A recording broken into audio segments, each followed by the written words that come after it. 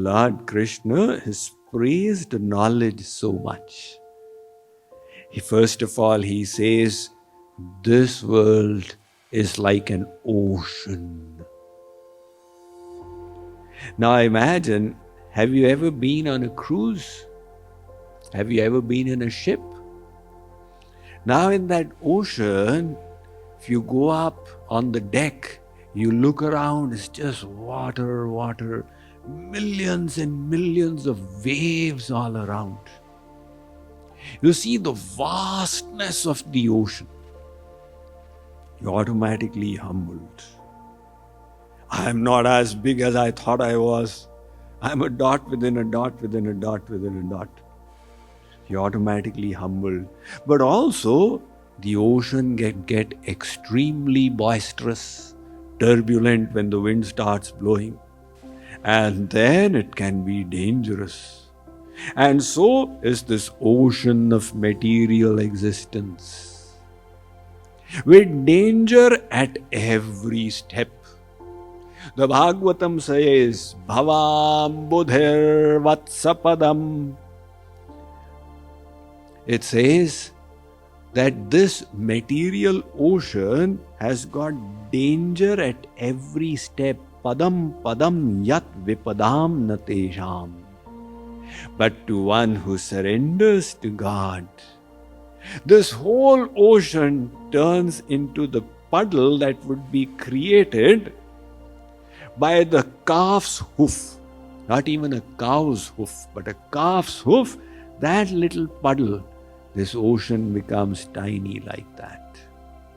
So this ocean, Lord Krishna is saying, no matter how many sins you did, no matter how fallen you may be, if you can seat yourself in the boat of divine knowledge, you will be able to cross over this ocean. So how will you seat yourself in the boat of divine knowledge? What does that mean? All of you are sitting here, some people on the floor, some on the seat. So how do you seat yourself on knowledge? You put knowledge below and then sit down on top of it. No, the knowledge has to be seated in the intellect. You bring that knowledge to your intellect. What knowledge? That I am a part of God, this knowledge. What is the cause of all our problems? Lack of knowledge.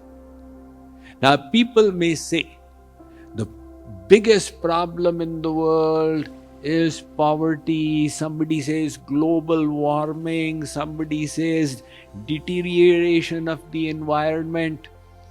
So the Vedas say, all that is well and good. But bigger than that, the biggest problem of humankind is what? The ignorance within. Ajnanamevasya hi moola karanam. All our miseries are stemming from that. Because of the ajnana, we have forgotten our soul nature and we are thinking we are the body. And because the ajnana means ignorance, because we are thinking we are the body, we have made bodily happiness the goal of our life. And we are running for it and experiencing misery. So what is the solution to it? True knowledge. And hence, what is the best service you can do to humankind? The best service is to enlighten them with true knowledge. That is the service which the Guru does. He bestows this higher understanding. Remember, with that higher understanding, automatically the wars, etc., they will finish because people will have the sense of unity. So that higher understanding is what we need. Now people are willing to go to Mars. There are already companies have sold tickets worth $80 million for a colony on Mars. And people have purchased it in the hope that one day a rocket will be created that will take us to Mars, and we'll be able to sustain our existence there. So people have purchased tickets to go to Mars, but they are not willing to go within themselves. That is the more important journey which the Guru helps us undertake. Now, if we get good knowledge, then the solution is you bring the knowledge to your intellect.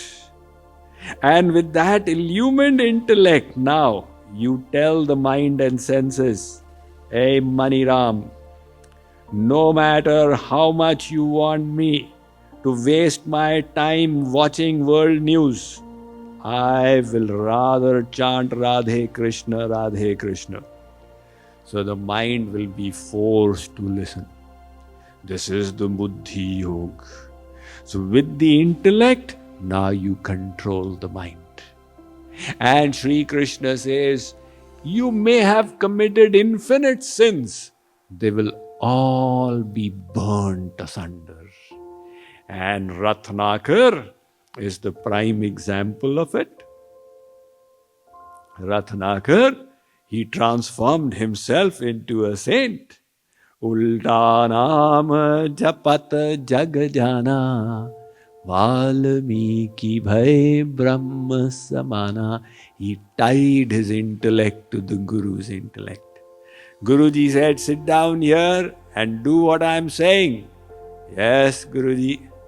He never said, that is all right, Guruji, but. If he had said, but, there would have been no surrender. See, the enemy of spirituality is but. We will listen to everything and at the end we will say, that is all right, but. So he did not say that. And the consequence, he was able to destroy all sins and become an accomplished a saint remembered in history.